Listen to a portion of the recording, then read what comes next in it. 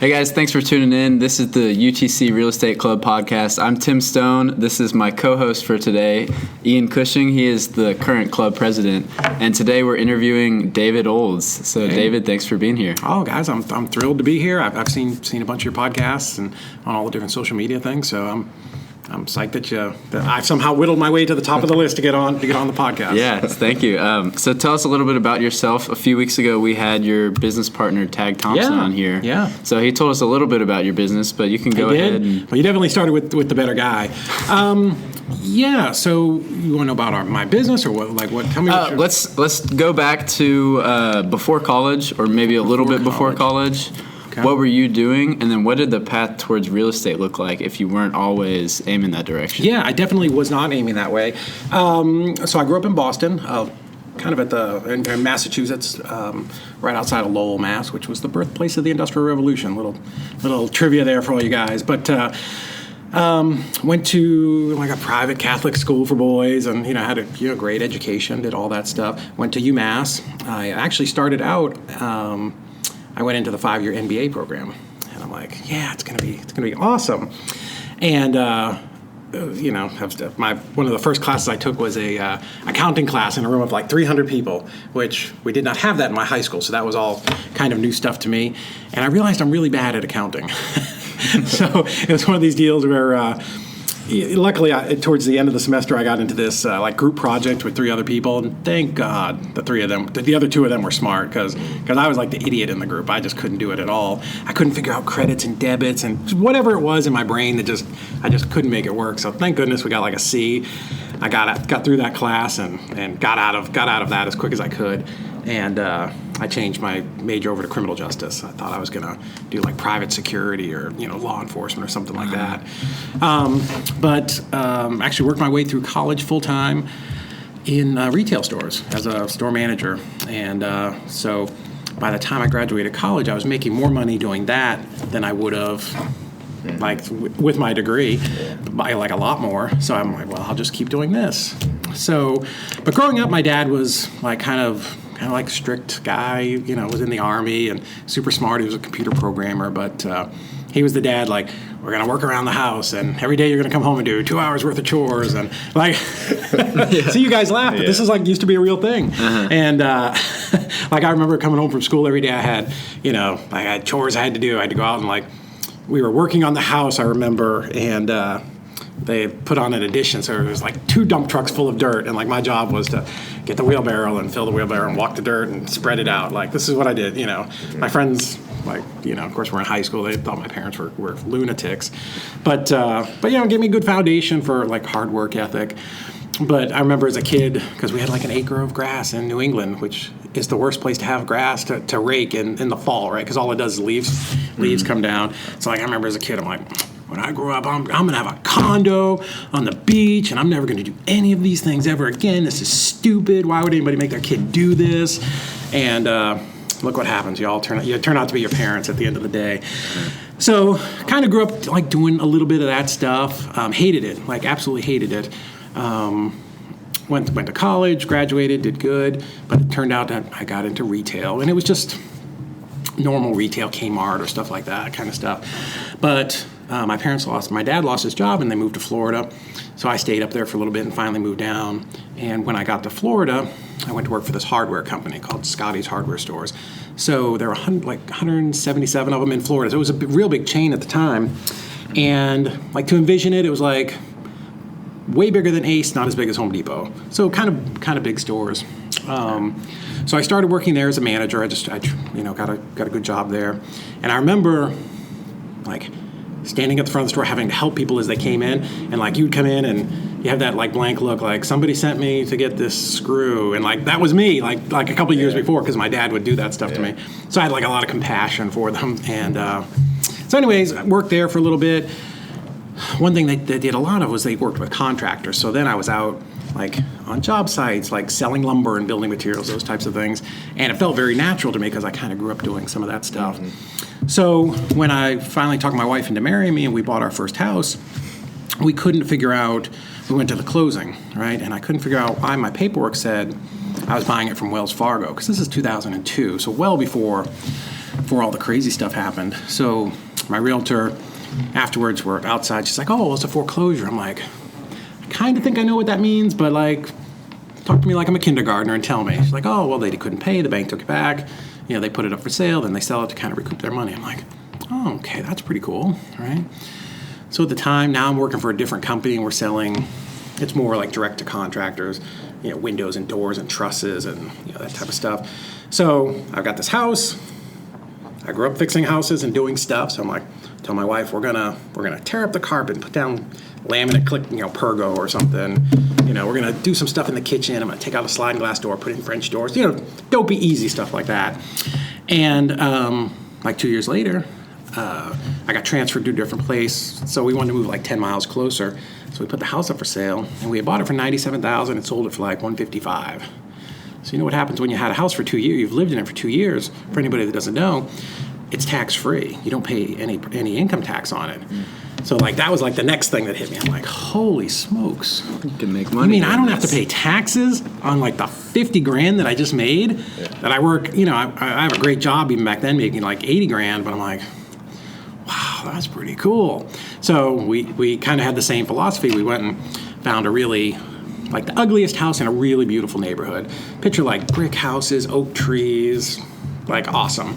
So we bought this big pool house. We ended up paying more than we wanted to, like $178,000. It was this big 4-bedroom, 3-bath with a pool, like cul-de-sac. And anyways, I looked at it and I came home and told my wife, I'm like, hey, so what do you think about doing this again? And my wife's like the biggest sense of, like she'll jump off the building with a bungee cord. Yeah, like no fear for anything. She's like, yeah, all right, let's do it. I'm like, but I'm not done explaining it to you. I have this whole pitch. And she's like, we'll just do it. I trust you. Okay, cool. So, we go in and we start doing the same thing. Tear up the carpet, lay in ceramic tile, new doors. I could get a little fancier this time because it's a more expensive house. And we sold that like 2.5, almost 3 years later, and made like $100,000. So I'm like, all right. So there's something here. We've got something, right? We've got to figure this out. And kind of around that time, I was in the Orlando airport waiting on someone to land, and I was in the bookstore and just like killing time, right? Like everybody does, because what else are you going to do? Magazines, books, and kind of strolling through, and this red book, because it's red, right? I pick it up, start flipping through it, and it's Rich Dad, Poor Dad, right? And I know this is incredibly cliche. Probably every person you talk to says this. I knew you were going to say it. Yeah, right? Like, honest to goodness, 8 out of 10 people I talked to. The other day I found someone who's never read it, who was a real estate investor, and I was like, you're like the first one ever that's never even heard of it. But so Rich Dad, Poor Dad, and I'm flipping through it. And, it's easy to read. Goodness, you could read it in 2 days if you're one day if you wanted to. And I'm like, oh, this is kind of cool. This makes sense. So I bought it and took it home, finished reading it, and kind of it struck a chord with me because my parents were, hard-working, like middle class, lower middle class, worked their way up. Like they did good. Like they did all the right things. They had great jobs, 401k, saved money, bought a house. They did all the right things. But like I still had this little piece of me, like you guys probably have this, right? In the back of your head, you're going to do something in life, right? You don't really know what it is, but you're working a job and you're like, I'm going to run this place one day, or there's just always that something that's inside you that says, I'm going to do more, and it takes a little while sometimes to figure it out. But I read this book and I'm like, wow, this is like cool. This is good stuff. And if you've read the book at the end, it says, well, if you're going to do oil and gas, you do this. If you want to do real estate, you should go find a real estate group. So I'm like, okay. I'm not that smart, but book says go find real estate group, go find real estate group. So I get on it was like web crawler, who knows it wasn't even Google back then. And I searched real estate group in Orlando, because we were just north of Orlando. And what popped up was a wholesaler's website. So I'm like, okay. So I'm like, he's got houses for sale. This is like the early days of even putting anything online. I'm like, okay. And then there's like a resource page, and it said Central Florida Real Estate Investors, CFRI.net. So if anybody's watching this in Orlando, go there. So I read some of the stuff about it, and I'm like, okay, like this is what the Kiyosaki said to do. Go to this. So I remember it was early July, and it was like, our meetings are on the first Wednesday of every month at the Bumby Theater in Orlando. I'm like, okay, cool. So MapQuest, so I print out my directions, because this is before GPS. So I print out my directions. I tell my wife, I'm going down there. And she's like, have a good time. So I drive all the way down to Orlando. It's like 20 minutes. And So the Mumby Theater, it's this old theater, and people just rent it out, right? So I pull in this parking lot, and there's like 300 cars. And like they all say like, we buy houses, the inspectigator, hard money, soft money, whatever, like appraisal service. It's all like real estate people. So I pull in, I'm like, oh. I kind of pull around the back. I'm like, not a lot of parking places. Pull around the other side, and I'm like, I'm just going to go. Because I was too nervous to go in, right? You've had that, right? You go someplace, maybe not you guys, but me. I'm like, I was just afraid. I was afraid to go in because I'm like, there's all these people, and I'm going to sound stupid because what do I know? I'm an idiot. And so I left. And you know that feeling. You don't do something, you're like, oh, I should have done that. What am I doing? I'm so stupid. I should have talked to that guy or whatever it is. So July goes, or August comes around. I didn't do it. September, I just remember September because it like fell on my birthday or the day before my birthday, the first Wednesday. I'm like, I'm going back. So I went down there and paid my $20 and I went in. And it was like Disney World for real estate. So it had like, you walked in and there was this big lobby and there were all these tables with banners and like all these different companies that do all these different things. And I get my little bag and I'm picking up pens and notebooks. Just, I don't know what I'm doing. I'm doing something, right? This is what the book said to do. So very exciting. And they like ring a bell, like we're about to start the meeting. So everybody files in, and I kind of sit as far away from everybody as I can because I'm very shy and introverted. And so they start their meeting, welcome everybody. And one thing that they do there that's really cool, they have what's called Deal of the Month. Right? So what they'll do is they'll arrange it ahead of time. They'll get 3 or 4 people to come up on stage, and everybody talks about a deal that they did that month. And then like the audience claps, and they give somebody like a $100 Home Depot card, right? So kind of cool. It's kind of educational, right? Gets everybody involved. So this guy gets up there. He's an old guy. He's like 90 pounds. Overalls, like T-shirt, like everything you can imagine, right? Like this, I don't even want to say hillbilly guy. It's just like this old guy, farmer type guy. Mm-hmm. The only thing missing is the straw hanging out his mouth, like, wrinkly, sunburned, So he gets up there and he's like, hi, my name's Bob. And everybody's like, hey, Bob. Like, everybody's friends here. I'm like, I need to be friends with these people. And he's like, I was going to North Carolina on vacation, and I stopped in, Georgia, and this house for sale, there's a sign on the road. So I stopped and I talked to the guy, and he wanted $60,000, and I told him I could only give him $40,000, and he said no. And I'm going like, where is this going? My God, come on, dude. And he's like, so I gave him my card and I just left. And I was driving back home 2 weeks later, and I was almost to Jacksonville, and he called me and he said he'd take $40,000. So I turned around and went back, and I'm like, come on, dude, speed it up. What are we doing? Like, I'm giving you the fast version. So I went up there and I closed on the house, and I bought it for $40,000, and I found a contractor who would do some work on it, and and that was 2 months ago, and I just sold it for $160,000. And I lean back in this chair, and I'm trying to let that process, and I'm like, this guy, who, like, if a strong breeze comes along, is getting blown off the stage. He barely speaks English without, doesn't even move his lips when he's talking. And I'm like, this guy just made $80,000? Like, I can do this. Like, I know, like, I'm not an arrogant guy, but like, I know I'm smarter than that guy, right? I'm like, if this guy can do it, I can do this, right?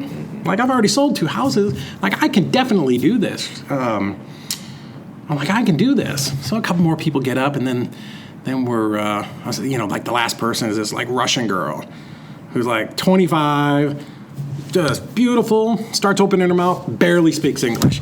Like the strongest, I won't even do it, the strongest Russian accent you can tell. And I'm watching, and this girl's flipping mobile homes for like $3, $4, $5 a piece, like 2 a week, 3 a week. I'm like, this girl doesn't even speak English. And she's making $10,000 a week, flipping mobile homes and never like with no money out of pocket. And I'm like, there are these times in your life where you hit just something like the universe just hits you with like a book in the head, and you're like, you got to take notice. And I'm like, oh my goodness, like, again, I feel like I'm smarter than these people. Surely I can do this, right? So that was it, right? And that moment like always comes back to me over and over and over again. And one thing I could tell you, and for anybody that's listening, there are a lot of rich people out there that are nitwits, right? You do not have to be the smartest person. You don't have to have some business plan that's rocket science, especially in real estate, right? Just pick one like strategy. Just be really good at it, but be consistent, right? I promise you, nothing in real estate is complicated. It is all third grade math. Even if you're dealing with apartment complexes, it's addition and subtraction. Don't let people get you all the cap rates and you got to add and divide. And just, like, this is a very simple business. The people that aren't successful are the people that bounce around. So anyways, I leave this thing. I go home and tell my wife, I'm like, oh, it was really incredible. It was great. She's like, all right, okay, great. And back to what she's doing. I'm like, all right, thank you. Appreciate the attention. I'm very excited. So anyways, I joined the real estate thing down there, and or the real estate group, and it's very big, and I don't like this long commercial for them, but and it covers all of Central Florida, so it's very well organized. And like every night, someplace within like the 3 counties, there's a group. There's like a landlording group, and the rehabbers group, and the land development group, and the accounting for real estate group. Like every night there's something, right? So if you want to be immersed in real estate for $100 a year, my God, I've never seen a better group. And that's what I did for as long as I could. And finally I became a volunteer, and I started working at the events so I could go for free. And I got involved. I went to a lot of classes. I talked to as many people as I could. I went to all the boot camps, and then I started paying for some coaching and some mentoring and that type of stuff. Learned how to buy properties and take over people's mortgages, and just some different things over the next few years. Still kept a full-time job, so I was doing all of this kind of nights and weekends. This was, thank goodness my wife and 2 sons had a good sense of humor, because a lot of times we were living in a house with sawhorses and plywood, and our sink was sitting there, because we lived in the houses as we remodeled them. But it was a great way to get started in real estate, because I didn't have to sacrifice my full-time job. So then, the Great Recession happened, and sort of like watching, you guys aren't old enough, and you probably, I know most of you don't remember, but it was like watching this train coming at you, and it's going to crash. You just didn't know how bad it was going to be, right? So at the time, I was selling building materials, and my wife was a assistant purchasing director for a big custom home company. So, as a salesman, you could just see things starting to slow down, and it feels gradual. You don't, you just know something's happening, but you don't, nobody had any idea how bad it was going to be. And around this time, I bought the last house I bought in Florida. It was a probate deal. So this guy, of course, passed away. We bought it for $99,000. So a little ranch-style house in Deltona, Florida, on Trafalgar Road, which I realized was Trafalgar Square in London. But anyways, so I bought this house for $99,000, and down there block homes are all the same, right? So 1 block over, 2 blocks over, identical floor plan. It just sold for $219 or $210, whatever. So I'm like, well, that's 50 cents on the dollar, and it was good. It was livable. It was just dated. So I'm like, okay, this is a good deal, right? I can do this again, right? It's like musical chairs. You keep going. Who knew? And so bought it in August or July, something like that. And we did all the work ourselves at the time, because we didn't have a ton of money to hire a bunch of contractors. So we're scraping popcorn ceilings, putting in tile floors. I got some new kitchen cabinets, did the whole place, and finished in November sometime. Called my realtor, and she's like, yeah, let's do this. Let's put it on the market in January, because houses don't really sell between Thanksgiving and Christmas. People don't want to move, and you don't want to get a bunch of days on market. I'm like, sounds good. So the beginning of January comes along, and I call. I'm like, hey, Shayna, I'm ready. I'm ready if you are. She's like, okay. So she comes over to the house, and she's like, it looks good. I'm like, I know, right? She's like, you did a good job. I'm like, thank you. I know. I'm like, what can we sell it for? She goes, well, she starts pulling out all these papers like realtors do, normal stuff, and starts laying them out. And she's like, so based on current sales, I think we're probably going to be at 145. That's the look I had. I'm like, 6 months ago, 219, 210. I'm like, whoa, what happened? And, so in this time, we knew real estate was tanking. We'd already decided we were going to move to Chattanooga. So, this was it. We were going to sell this house, make $100,000, and we were out, So my wife's sitting there, and I'm sitting there. I'm like, oh, okay. I'm like, wait a minute. I don't understand. I'm not that smart. It was 210 6 months ago. 6 months ago. like, what's going on? Oh, well, we've had these foreclosures and banks are selling off these properties. And I'm like, okay. She's like, yeah, so this one at the end of the road, it sold for like $97,000, and this other one like $120,000, and this other one $130,000. I'm like, okay. So I made the mistake that all rookie wholesalers make, or real estate investors make. My house is better, right? My house is better. Like, I'm better. Like, you told me I did a good job. I said, I know. It's like I'm better. And she's like, yeah, but the housing's really bad right now. Like 6 months ago, 210. It cannot fall that fast. She's like, yeah, this is what it is. I'm like, well, we're not going to do that because I'm so smart. I'm like, we're going to put it out at 165. And I felt like I was making the biggest concession ever in the history of real estate, right? So I'm thinking to myself, 60, maybe I'll walk out with 50, right? Half. So she's like, okay.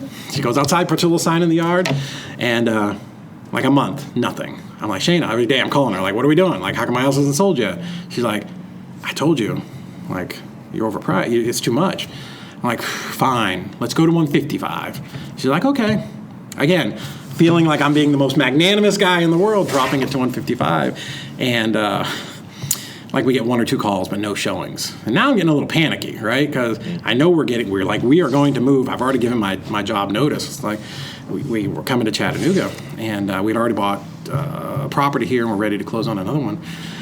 And so like another couple of weeks, I'm like, listen, we'll drop it to 145. I've got to get this done. Because any savings I had, I used to remodel the house, right? So it wasn't like I was sitting on, I didn't have a ton of dough to start with, but, I had a good job. And so at 145, we started getting a couple showings, still no offers. Because what's happening, now it's been 2 more months. You saw what the market did in 6 months? Well, in 2 more months, it just kept dropping. It got worse. Yeah, just like when you're in a falling market, like, so I learned a lot about market cycles. When you're in a falling market, you're just chasing that, it's like a ball running downhill. You're just running as fast as you can, but it's really hard to catch up with it. So now I'm at the end, like I've told my job, like, at this date I'm out, and I had arranged to come up here and work for 84 Lumber for a little while. And so finally I'm like, okay, I need another plan. So I'm like, I've been through real estate courses. I'm gonna lease option this house out, right? Everybody says that's fantastic. So I did. I put out some signs. I lease optioned it. I got $5,000 down. I was gonna make like $50 a month, $100 a month, whatever. It was gonna be taken care of. We're out, right? So myself, my wife, and my brother were like, we're going to Tennessee to do real estate. And during this time, I'd been back and forth because we had bought a duplex over on Dodson. And my brother was here. We were kind of starting to wholesale and do some signs, and like we kind of had the ball rolling a little bit. But we came here, like we drove the truck up. I bought a house subject to over on East 30th Street, just on the other side of the ridge, and like that was it. Like maybe $5,200 we had to our name, and between 3 of us. So divide that out. It wasn't good, but. You've heard that story, like you pull up, you burn the boats. Like, we were committed. And I had a little job with a little bit of a guarantee for 84 for a couple weeks, but it wasn't going to go forever. So I remember, and like, this is terrible. We bought this house, and I signed the contract when I was here like a month before for that house on 30th Street. And we moved in, and so I left this beautiful house that was remodeled. It's me, my wife, 3 fat dogs, my 2 sons who were in high school, and we move into this house, and it's East Lake, it's East, it is what it is. It wasn't great. Like, we moved in, like half the power wasn't working, and I didn't really know why. It was this old 100-year-old house, right? And mice are coming in, running around. Like, I literally like cried myself to sleep that first night. I'm like, what have I done? I've left Florida, this beautiful house, a 3-bedroom, 2-bath that was remodeled, and I'm in this dump. Like, what kind of tragic mistake have I made? It was just, I'm telling you, it was just terrible. Like, as a dad and, all that stuff, and a husband, you're like, oh, this is terrible. But luckily for us, we're like, my superpower is being focused and working hard. So we went out, we're like, we're going to wholesale. Like, we're doing this. So, we went out and bought like some blank bandit signs, and I would spend the day writing, bandit signs. We buy houses, 326-6069. And during the day, I had this job at 84, but I would leave there and I would go drive for dollars. And my wife would come with me. Sometimes we'd be driving through Brainerd, and the boys would be in the back of my Jeep. They'd run out and they'd like go put the flyer on the door and come back in. They thought it was fun. So we'd drive for dollars. My wife would come home. She'd send yellow letters or postcards or whatever it was. My brother and I were just massive action. Like probably 80% of what we were doing wasn't producing anything, but we were just doing stuff. Like we were gonna figure it out. So like every Friday night, we went out and put out 100 signs. Like, have you guys ever put out We Buy Houses signs? No, I know a little bit about it. You got to do it on Friday because they'll pick them up during the week. They will pick them up during the week, but it's a lot of work, right? It sounds like, 100. But I'm telling you, go do it. It'll take you, it's 4 solid hours to do it. Because you can't put, 8 on one corner because, then they're going to get picked up. So you've got to spread them out. You want to put them in intersections that are high traffic because it's marketing, right? So you want to put it in a place where the most number of people are going to see it. So we did that. And very quickly we started, we started getting traction. People calling us, hey, I saw your house. or I saw your sign. You want to buy my house.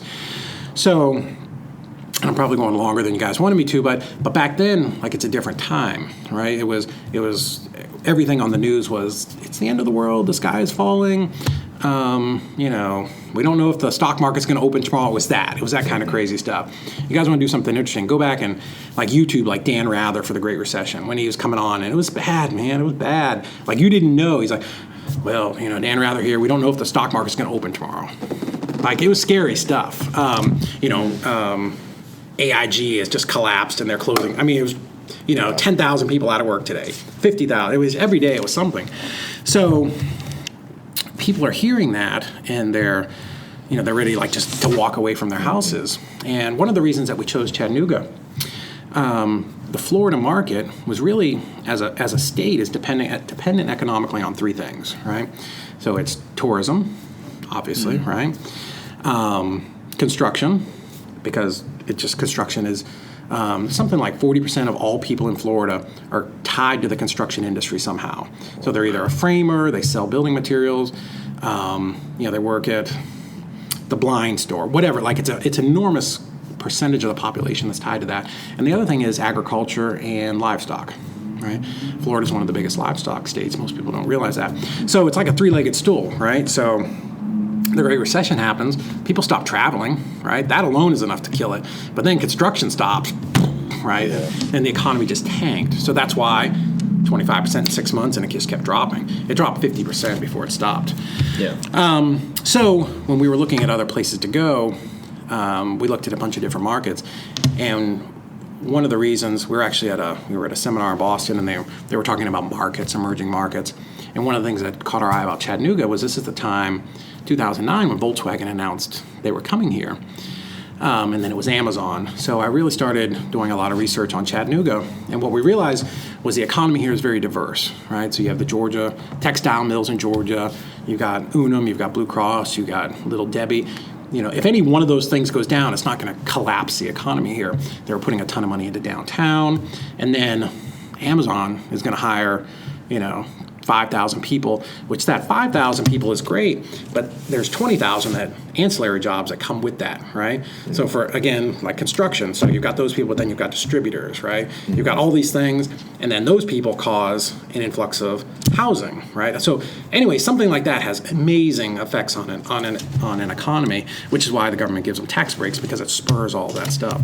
So anyways, between those 2 things, Amazon and Volkswagen, that's why we decided to come here.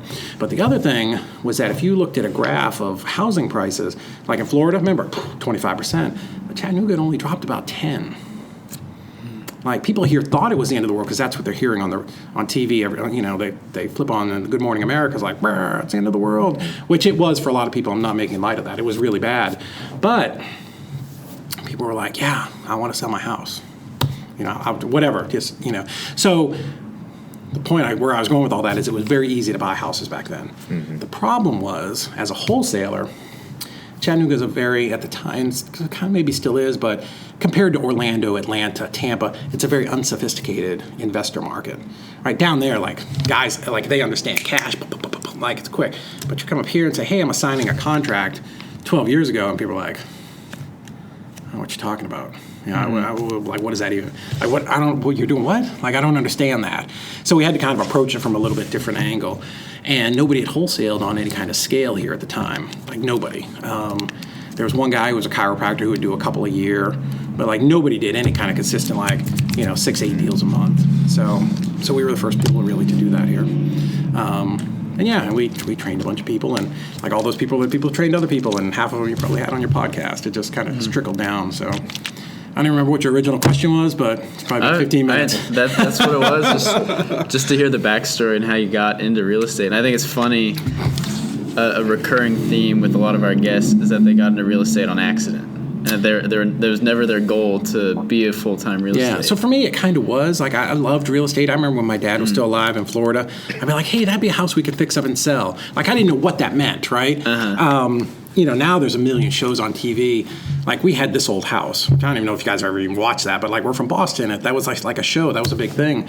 But it wasn't, like, flip for profit. It was, like, Tom Silva's making, like a craftsman, making a house beautiful. So it was a little bit different, but that's the only thing we had back then to go by, right? There wasn't I'm so old, there wasn't the internet. But there wasn't all that stuff that you see now where information is just so readily available. Now you have a phone, you can find out anything you wanted within a minute. Back then, we didn't have that. You had to go to a RIA and learn about this stuff. So yeah, it was cool. And in the process of wholesaling a bunch of houses, we learned how to buy stuff with owner financing, and so we've probably wholesaled easily 1,000 houses, and got about 70 properties that we have as in our portfolio as rentals, and probably flipped about 50 or so. Okay. So yeah, we do a bunch of stuff. Cool. And you mentioned that you bought the house you lived in subject to. Is that correct? It is. And that's something that hasn't come up yet in any of our podcasts. Do you want to talk about? Really? Just the concept of subject to? Yeah, I'm not even sure what that is. Really? Yeah. President of the real... Oh, man, dude. You start coming down once a week. Yeah. I do. So it's a really complicated. There's a lot. I can make it sound super simple, and everybody's gonna be like, "Oh, I should go do that," but don't go do it unless you really understand what you're doing. Yeah. So subject to is I'm talking to you. You've got this house. You want to sell for whatever reason. You're motivated. Whatever it is, right? Divorce, job transfer, inherited a house, whatever. So, my cash price to you is, let's say, $70,000. You're like, oh, man, I really got to get rid of this house, but I got a mortgage, and it's $82,000. I just can't sell it for $70,000. So the nuts and bolts of it are, like, you're motivated, like you're out, right? And you're maybe you're behind on payments, whatever it is. So there's actually 2 documents for a house, right? There's the title, and then there's a mortgage, right? Mm-hmm. People think they're connected, and they kind of are, but they can be separated. Mm-hmm. So in this case, I can purchase your property. So the title goes from you to me. So I'm now the legal owner. However, the mortgage stays in your name. Now, this is an easy way to screw people over, right? And this happened a lot, 8, 9, 10, because so many people were in distress. People would show up and go, hey, I'll take over your mortgage. What they would do is put a tenant in there, or take money down and put somebody in there, never pay the mortgage, and really it does him wrong. Mm-hmm. So, if you're going to do this strategy, there's paperwork that's got to be right. And I don't want to oversimplify it, but essentially I can purchase that property, take over your mortgage. It's a little like assuming, like you used to be able to assume mortgages. The Garn-St. Germain Act of, I think, 84 kind of did away with that. But I can take over there is a way to do this. You got to have an attorney involved to do it. But I can purchase your property, take over the mortgage. It's called purchasing subject to the existing mortgage. So sometimes it's abbreviated sub-2, like SUB-2, sub-2. So definitely a viable strategy if maybe you owe more than it's really worth, right? Mm-hmm. Or owe at what it's worth, which there was a lot of that back then because people were just like walking away from houses. Mm-hmm. So you could buy a lot of these houses very easy with that strategy. There are things you want to look out for. Like we would turn down probably 4 out of 5 where people would even ask us to do that. So if you'll see sometimes these signs out there that say we buy houses or take over payments. That's what it means. Mm-hmm. But anyways, so let's say your mortgage is $800 a month, but I know I can rent it for $1,000 a month. And if I can purchase your property this way, so basically it's a free house for me, I'm just paying closing costs. Maybe my closing costs are $1,500, but I can rent it, make whatever that was, $400 a month. Mm-hmm. One, it helps you, right? It's good for you because now your credit's not going to get trashed because me making those payments on time is really good for you, right? It's good for me because now I can put a tenant in there and I can make some cash flow. It's good for the tenant because now they have a place to go. And good for me because I don't have to qualify for that mortgage. I don't have to get surveys, appraisals, all the nonsense that goes with the bank. We love banks. We're not saying the banks are bad. Banks they're not on this plan. They don't love this. But anyways, it does work. It's a good strategy. We bought a couple that we've still got 15 years later. But yeah. So pretty much, if I have a mortgage, you just take over the mortgage and put a tenant I take it over. The mortgage is still your name. So when you do this is what I'm saying. Like, I'm going to sit in your living room and explain to you how this works and that we're going to make that payment, right? Because usually somebody that's going to do it, like, it's their last straw, or they're going to give it back to the bank. Giving it back to the bank is bad, right? Like, I've had a foreclosure. That house in Florida ended up getting foreclosed on. Jacked my credit up terribly. So I have a lot of empathy for people that go through that. But there are unscrupulous people that will do this, and then they'll try to assign the deal. And I get your house, I assign it to him. He doesn't care. He doesn't care if you get, he doesn't know you, So, anyways, it's a good strategy if done ethically. And, anyways, it can be good. It can be good for everybody. But if you're not a scrupulous person, you can, really mess some people up. Yeah. Sorry. But my preferred, owner financing as a term kind of encompasses everything. It's like car. There's truck, there's van, the term owner financing means a lot of things. What we do is, let's say you owned your property free and clear, right? And I wanted to give you $40,000 for it, and you're like, I really got to have 60. Like, man, listen, let me ask you a question. Do you need all 60 all at once? Well, no. I'm like, because if I give you all 60, you're giving the government 20. We're back at 40 anyways. Would you be open to making some kind of payments on that or kind of stretching it out? Maybe you wouldn't pay as much. Not like I'm an accountant. I'm just telling you. But my understanding of tax law is that you'd pay a third of it in taxes. But anyways, would you be open to taking it over time, right? So we just got to where we were asking that every time. Like cash sale, because I'm a wholesaler, right? So I want to make an offer that works for me with cash. But we just started asking that, would you be open to this? And not everybody's going to do it, right? Like, not everybody's going to take your cash offer. 19 out of 20 are going to reject it anyways. But on those, 1 out of 40 is going to take your owner financed offer. And that's how we built a portfolio of $4 million over our first 5 or 6 years. So it's very doable. And we probably have $6 million invested other than closing costs in those deals where we had to put money down. And amazing kind of retirement plan. Yeah, that's awesome. Thank you for explaining that. Yeah, those are very short, but just to kind of give you an overview of it, hopefully it made some sense. Now, if we could talk about the business, that'd be cool. I know Sure. TAG, if I understand correctly, TAG is more the dispo and your acquisition? The opposite. Or other way around? Yeah. Okay. So could you talk about the disposition side of the wholesaling business? Sure. And he may have talked... I'm sorry, go ahead. What does your day look like and your team on that side? So let me explain first, back up just why we broke it up. So as an individual person, you're trying to wholesale and you're just getting started. Most people don't tell you it's a lot of work. It's hard. And this, you watch the webinar, it's like, oh, you're going to sit at home in your underwear, eating Cheetos, make a couple calls, flip a house, 20 grand, boom, you're out the door. And that's a very superficial explanation. So, kind of like if you were to put things on a timeline, you've got to do some marketing, right? You've got to do something to get people to call you, or you call them, right? So you send out a postcard, somebody calls me, or I text them, and we get on the phone, or I cold call them, whatever it is. There's some marketing that's involved. So finally, I get somebody on the phone, or I go visit their house. We talk, we get it under contract. Great. So maybe you get 3 properties under contract from your marketing. Fantastic. So now I got 3 contracts. The biggest lie in real estate is if you get a good deal, it will sell. It's crap. If I have a good deal in a contract sitting on my desk, it's not going to sell, right? Something's got to be done with it. So now you get those contracts and you're all excited, and now you flip from now acquisitions is done, right? So you take that hat off, and now you got to put on the dispositions hat. So now you're kind of changing your, what you do in life. So now you got to start marketing to find buyers, right? Now you're going out and you're maybe putting out bandit signs that say, house for sale, deeply discounted, call me. You're posting on Craigslist, Facebook, whatever it is, right? So now you've got to market and go through the same process to find buyers. So now you're talking to buyers all the time. I got a ton of cash, your property's terrible, whatever. You go through all this stuff. So now you deal with that for a month or 6 weeks, and you get a buyer for all of your contracts, right? Well, now you got to get them through closing, right? So this is a whole nother challenge, because you bought a distressed property from somebody, and they're kind of the owner, but your great aunt, deeded you the property off a deed that they bought at Staples, which probably it kind of worked and got recorded, but it's not good enough to get title insurance. So now maybe you're going to spend some time on 2 of those properties cleaning up title, or like somebody died and you're getting affidavits. You're just doing stuff, right? It's a job, right? So you get through all of that. Hopefully, let's assume all 3 of them close. Great, I made 20 grand. Awesome, I love real estate.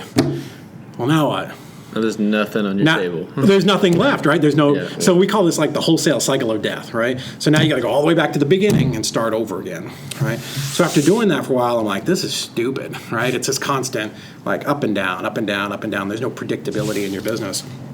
So I had a partner before TAG, and then when TAG came along, we really fine-tuned it, and we just split the business in half functionally, right? So your job all the time, marketing, talking to sellers, marketing, talking to sellers, marketing, talking to sellers, right? So there's no stop. When that contract gets signed, you just go back and do it again, right? And then you pass the contract to him. Now your job, all you do all day is you're talking to buyers, right? That's all you're doing. That's your world. Because they're different. There are different worlds. And kind of you approach it the same way with marketing, but they're just different, right? So your world, all you're doing is, you're posting all the time for buyers. You're, building that list of buyers in the area. You're going to meetups. You're kind of always learning, like, what is the new thing that I can be doing? How can I be getting out there, right? We use a term, playing all of your aces, right? So we get a house under contract. I'm like, I'm going to make a Facebook post. And then I stare at it for 3 days, and I'm like, didn't sell it. So on day 4, I'm like, oh my God, what am I going to do next? Craigslist, posted on Craigslist. Now I look at Craigslist and I'm like, well, shoot, that didn't work. I'm gonna go put out some signs. So you do this, and all of a sudden now it's 30 days. And you're like, oh man, my contract's up. Real estate's terrible. It doesn't work. Mm-hmm. So what we do is we have a plan where we just compress all that we do everything at once, right? Mm-hmm. So I used to get on my girls when we were first kind of figuring all this out. I'm like, we're supposed to do 10 things to sell this house, and we're only doing 6, and never the same 6. we're just all over the place. We're never doing the same thing. So that's where you kind of this hustle turns into a little bit more of a system, right? So like there's a checklist. We're gonna text blast buyers. We're gonna send them a voice message or ringless voicemail. We're gonna do all these things. Somebody's responsible for it, and that's how you kind of build that consistency. So, to answer your question, that's why we split our business, right? So that somebody is always working on the marketing. So marketing is always happening, right? So I don't get to the end and go, well, now what, right? Because now you got to push that car. Even on flat surface, it still takes energy to get that thing moving again. So that's always running. So leads are always coming in. Someone in acquisitions is always talking to sellers. And then we start to get some consistency, 3 to 5 contracts a week. And then somebody's always marketing for buyers, right? Somebody's always talking to buyers. Somebody's always closing, But that's a scaled out business.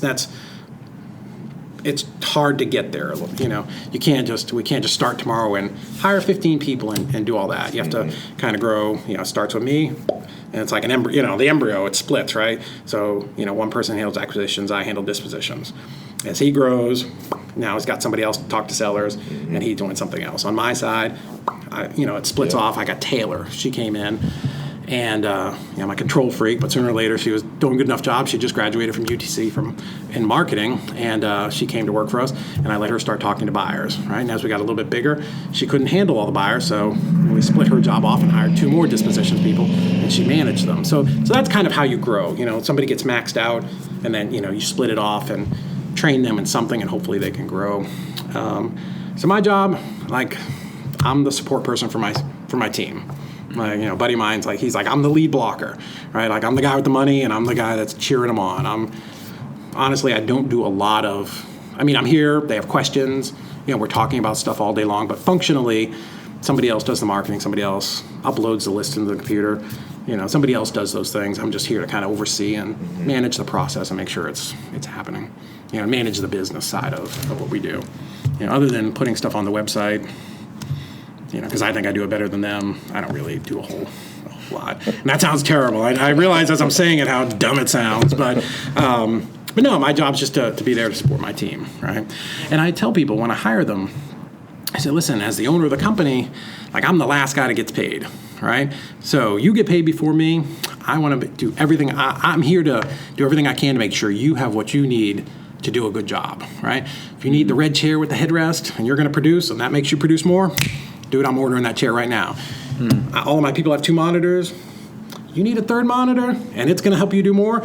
We're getting you the 3rd. I mean, that's my job. You tell me that you need a different piece of software, and it's going to help you do more sales, and it makes sense. We're getting it. Like, that's my job. I'm the guy that I'm here to make your job easy so you sell more. Because if you make more, I make more. I got a fat English bulldog at home. She really likes cookies. My job is to bring fat Petunia home cookies. So, I mean, that's kind of the way that I approach it. I'm just here to support them, right? Make their job easy, and I want them to want to come to work every day, because when they sell stuff, I make money, right? I mean, I'm a business owner. That's all it is. That's something that Tag talked about also. I think he called it the upside down work cycle. Like, the employees don't work for you, you work for the employees. I mean, to a point, and there's a balancing act there, right? And we've kind of, everything has an ebb and flow. Like, we're really great to our employees, and, like, we try to have a great culture, but sometimes I can see where, like, culture and fun edges ahead of, like, work and productivity. So then you have to pump the brakes and wean it back, and so yes, 100%. But work's always, work and productivity have to come first. Right. I sometimes tell them, I'm like, so we're a small business. We are not backed by some multi-billion-dollar company. Like, we have to close properties to stay in business, right? The rent is $4,000 a month, $800 in electric. Like, we have fixed costs, right? Because it's a business, we know that tomorrow, the first of the month, I have to have $70,000 to open the doors. That's what it's going to cost for payroll, marketing, computers. I mean, it costs. There's an expense here.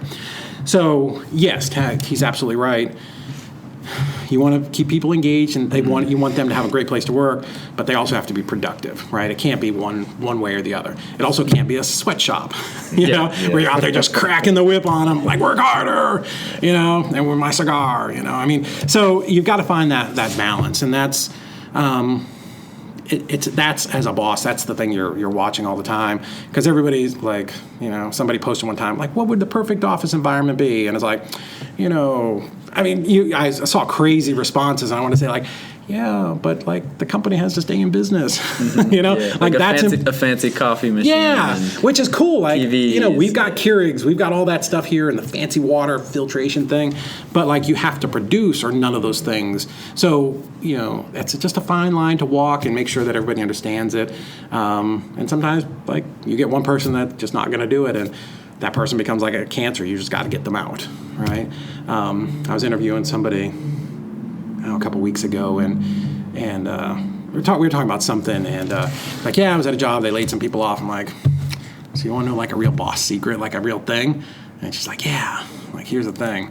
Like, if any of your friends ever say, like, yeah, they laid like 6 of us off, and even though I was the best person, I got laid off. You weren't the best person.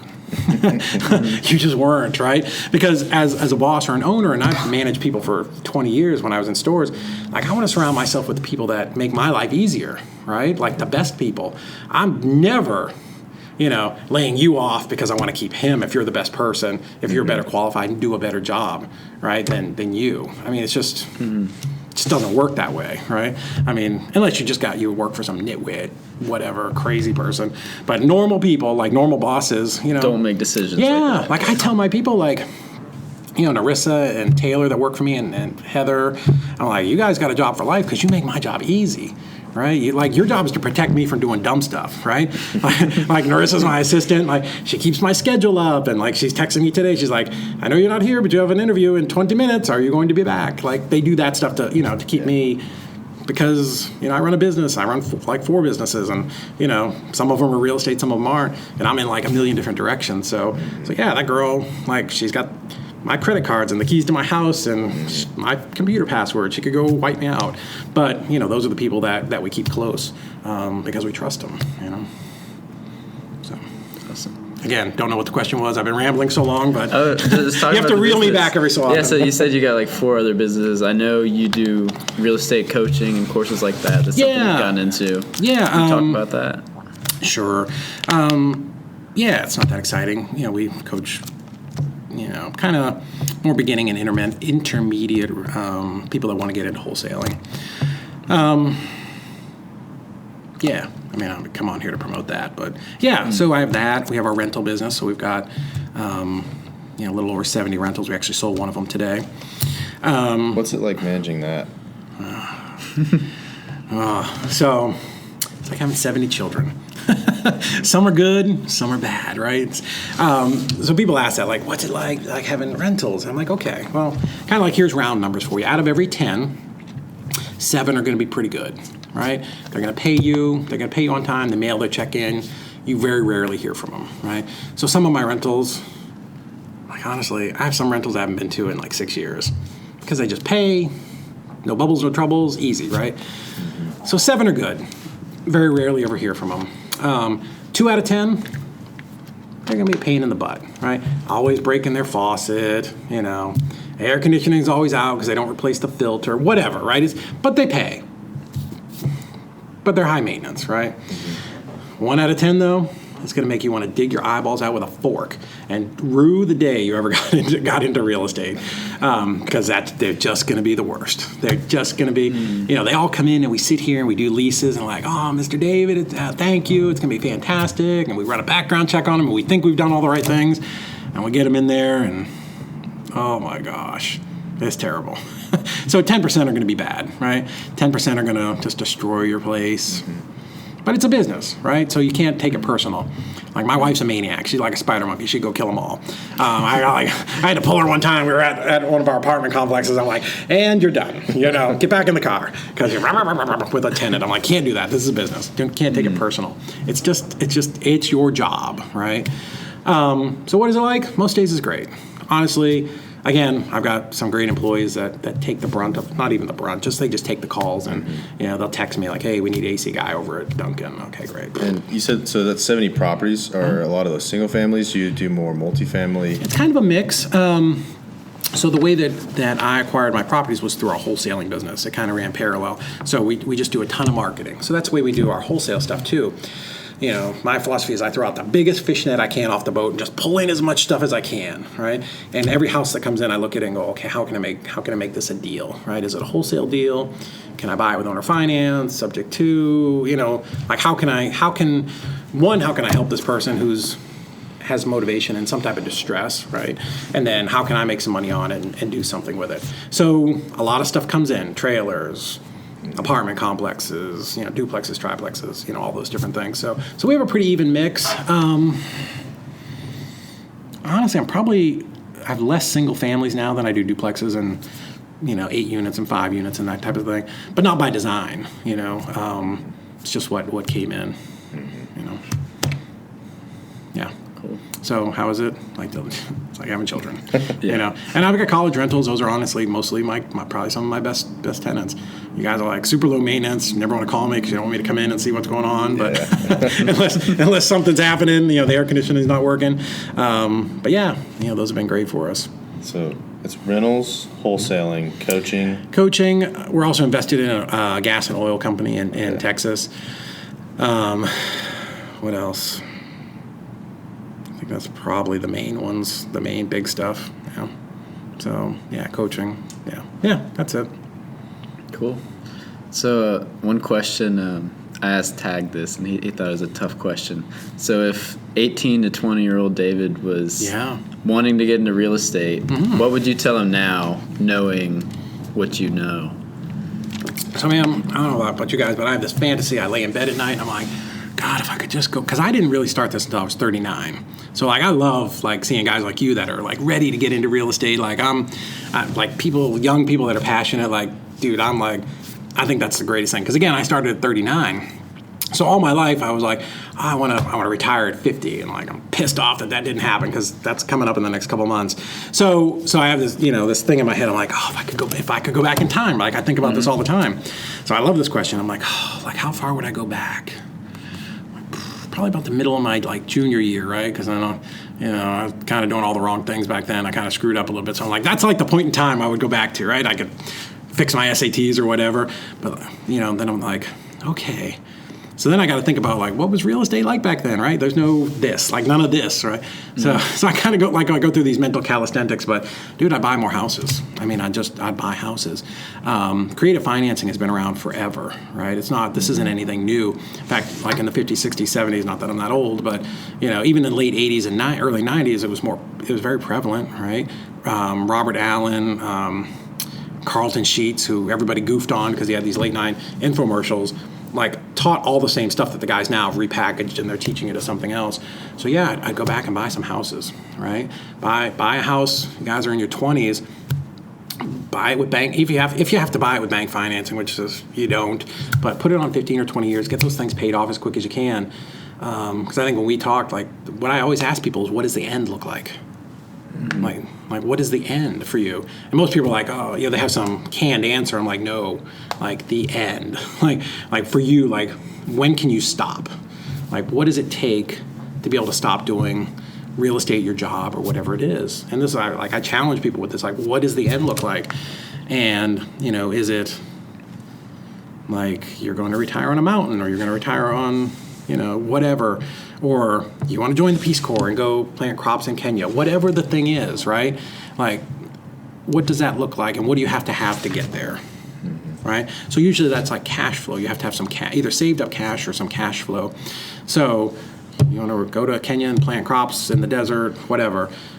Okay, you need $20,000 a month to do that. Cool. Now we know, right? So now we have something to work with. So we start with the end in mind, and then we work backwards. So what is it going to take to get you $20,000 a month in cash flow? Dude, that's easy. Like I can teach you how to do that in 2 years. You can be gone in 2 years. 2025, you're out planting crops. It's not something that takes 40 years. So what does the end look like? And really, what do you want to do? Like people ask you too, like if you had all the money in the world, legit, you won the $350 million lottery tonight or whatever it is, like what would you do? Like, and most people don't ever stop and think about that because they get so wrapped into what I'm doing tomorrow, or what my boss, and my bills, and my dog, and my or whatever. But what does the end look like? Like you have to really think about that, and like what would make you happy? For me, I want to travel the world. That's what I want to do. Me and my wife, we love to travel. So to do that and not have to worry about anything else, how much cash flow do I have to have? How does that look? Right? So I've got to have rentals. I'll probably turn them all over to a property manager, and they'll just send me a check, and they'll take care of the taxes and the maintenance, and I'll have $50,000 a month in cash flow. If the property manager is terrible and screws up everything and spends 50%, I still have $25,000 this month, and then next month, and I can go do whatever I want. So what does the end look like? That's, I would tell you to think about that and figure it out. And it's going to change, right? We've talked about this before. Like what you want today is going to change maybe in 10 years, but get started now, because what's not going to change is you need to have some money, right? So if you like real estate and you're passionate about it, like buy some rentals, If you want to use, bank financing, I've talked to a lot of people about this. Some of them listen, some don't. You can use an FHA mortgage, which is the easiest mortgage to qualify, and the lowest down payment is 3.5%, and you can go buy a fourplex. 3.5%, you probably get the seller, bump up the price 4%, he'll give you back 3.5% at closing, you buy it. Basically with no money down, live in 1 unit, rent 3. Life's good, right? You don't have to live there forever, but you've got three units paying for the whole property. Even if you do a 30-year loan, don't do a 30-year, but even if you do, like those tenants are going to pay that thing off for you. Like it's not going to cost you anything, Buy that on an FHA loan. The bad news is you can only have one at a time. So keep it for 5 years, 4 years, 2 years, refinance it conventional, and then you have like your FHA token, and you can go buy another one. 2 years, go buy another one. 2 years, How many of those do you have to have, right? Yeah. If you have 10 places that rent for $800 a month, that's $8,000 when they're paid off, or $8,000 cash flow, whatever, however you want to figure it out. Like most people can live on $8,000 a month. That's far more than whatever the average wage is, certainly in Chattanooga or any place else. So it's not that hard to, I was at a seminar boot camp one time, and the guy's like, who here wants to live like a millionaire? And everybody's like, yeah, me, right? Of course. So he's like, well, we actually got on the whiteboard. He's like, well, what does that look like, right? Who wants to live in $1 million house? Everybody's like, yeah, me. So he's like, okay, $1 million house. It's going to cost you $10,000 a month for a mortgage payment.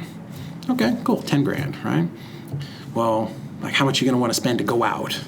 Like, what's it going to cost you to go out every night? Like, every night, right? Like, we actually figured it out. Well, okay, $200, so whatever, $3,000, right? Like, so what's your travel budget going to be? Like, I want to go out, 1 or 2 weekends a month, right? So, remember, this is 20 years ago, $3,000, right? So, I mean, you figure all that up, and it's like $21,000. And you're like, okay, you guys can't wholesale $21,000 a month? Like, you're not trying. Like, and you start to put it in that perspective, and you're like, oh, like, I can have that lifestyle if I want. I just got to go figure out how to do it. Like what are the again, starting with the end in mind, like working backwards. Like what is it that you want? Nothing's going to produce like real estate. I promise. I challenge you. I'll put $1,000 on anybody who wants to come in here and tell me they're going to do something that can produce faster and at a greater margin than real estate. It's not going to happen. So even a bad wholesale deal is $5,000, dude. You can't do one of those a week. Come on, man. I can sit at Starbucks and do one a week without even trying. Without my computer, I can go out with a pad and paper and drive around and do it. So yeah, and just it's easy, right? And kind of my wife and I have always had that philosophy. She's like, I want a new car. I'm like, okay, cool. It's 2 deals. I want to go to Europe in December for the month. Okay, cool. So that's like four extra deals we got to do. Like, but when you start thinking, and that's the difference between employee and entrepreneur mindset is, okay, cool. Like, what does it take? Like, what do I have to do to get what I want, right? Because everything is achievable. Whatever you want to live in a $1 million house, great. It's $10,000 a month. You got to consistently do at least 2 deals a month. All right. Now what? Like, what's your next problem? Mm-hmm. Yeah. Right? I mean, this is 3rd grade math. There's nothing that's complicated about that. It's just a mindset issue, So, yeah. What was the original question? That's going to be the theme of this, right? What was the question? Yeah. So it may look different now as your business has already been developed, but what are some things you did to keep yourself on track? Like, did you set goals, and what did you do to keep yourself on track as you were growing, or even now? So that's going to be different for me than most people, because that, I said earlier, that is my superpower. I'm the most focused, like driven person there is. So like, it just comes very natural to me. Like, once I decide on something, we're going to do it, right? Like Tag and I have this expression, like, we stay in our lane. We do one thing, we do it good. The better question is, like, over 20 years of doing this, why have people failed, right? So what happens is, the RIA in Orlando, this week they bring in a speaker and he talks about wholesaling, and everybody's excited. Like, wholesaling, that's great. He shows some stuff on the screen. You can make, $10,000 a month. It's very achievable. Great. So people start that, and 2 months later, somebody comes in and says, condo conversions are the hottest thing ever. You can get someone to lend you the money, and now you're doing condo conversions. Great. It's like they're veering off the road, and they're doing condo, and that keeps them busy for 6 weeks until the next guy comes in and he's like, you can rehab houses and make $50,000 a piece, and if you just did 3 of those a year, and now they're over here doing this. So that's really the biggest thing where I've seen people fail, is they follow that shiny object, right? So there's a lot of ways to do real estate, right? I tell people, like, it's like being a doctor. You can do lots of doctor, like the eye doctor, the nose doctor, the ear doctor, the knee doctor, the toe doctor, whatever. All those are specialties, right? Just because you're the knee doctor doesn't mean I'm calling you for brain cancer. Real estate's the same way, right? Just pick something that fits your personality, right? So, I love to talk to people, so wholesaling is great. Like buying houses, selling houses, having tenants, good, right? Fits my personality. Being the guy who does short sales, who sits on the phone all day sending emails and waiting on hold to talk to a bank representative to negotiate, like, that's not me. Like, I'd go out of my mind. I hate even calling my credit card company, because I'm sitting there and just ding ding, So find something that fits your personality, that you really like and you enjoy and you're passionate about it, and you can make a bunch of money, and do that. But just pick one thing and stick with it. And again, to kind of go all the way back to the beginning, do not have to be that smart. I'm not that smart. Just pick one thing and just get good at it and make it so it's very repeatable. And, and then you want to add something, that's okay, right? So we wholesale, like we add something that runs parallel, right? So in my wholesaling business, that's how we acquire rentals. So they're kind of running in the same direction, right? Oh, wholesaling business, I get this deal, so wholesaling is quick cash, right? I'm like, oh, if there's this deal, I can rehab it, right? It still kind of runs parallel to what we're doing, but my wholesale business is on track, right? I could take a little of my attention and divert it over here and do this rehab and make $40,000, but I'm still I'm between the still in the lines, but now it's a 3-lane highway instead of a 1-lane. But don't be like, oh, I'm going to be a realtor. Like, I see that a lot. I want to be a realtor too, and I can list stuff. And what happens is now you're going like this, right? So, it's hard to serve 2 masters. It's hard to do 2 things that are completely different. And that's a recipe for failure. Very few people can do that and do it successfully. So how do I do it? I'm just stupidly focused, too dumb to quit. yeah, I mean, I know it works. Saw Bob get up there and the Russian girl, and I've seen people who were not that bright do this and do it really successfully. And I like doing it. I like the freedom of wholesaling. I can turn. It's like a faucet, right? I can turn my marketing on, do a bunch of deals. I want to go to, China for 3 weeks. I can crank the volume down on the marketing, go, come back, crank it back up, start the business again. Mm-hmm. So that's what I like. It gives me a lot of freedom to do it. Awesome.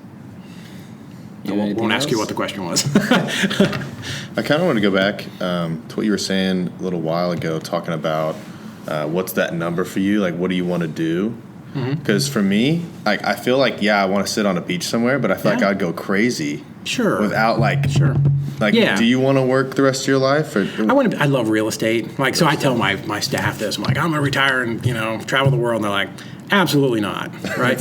But so here's the thing, right? So one thing that I've enjoyed doing, and I've been lucky enough that some people wanted to listen to my nonsense and have gotten it started in real estate. So I love doing this, right? I love talking to especially young people that want to get started and pouring into them, because I didn't start till I was 39. I'm pissed about it, right?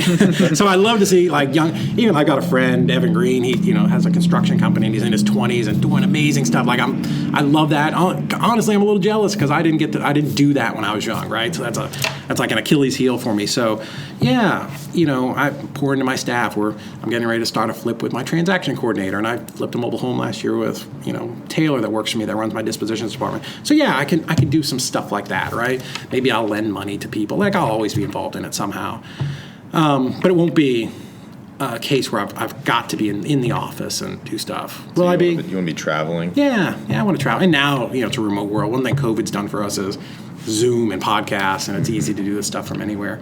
I'll always be involved in real estate. I love it. But do I have to? No, I get to go do some of the things that I've always wanted to do. But will I always have something in it? Yeah, of course. Yeah. 100%. I have rentals, so I'll always be involved somehow. Yeah.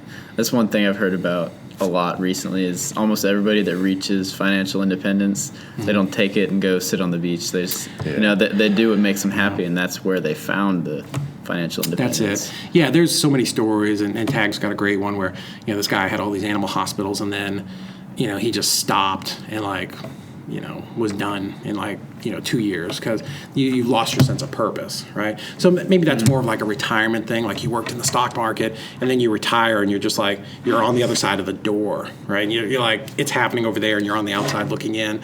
The one thing about if it's your company, maybe you put somebody else in charge and you can still kind of be involved.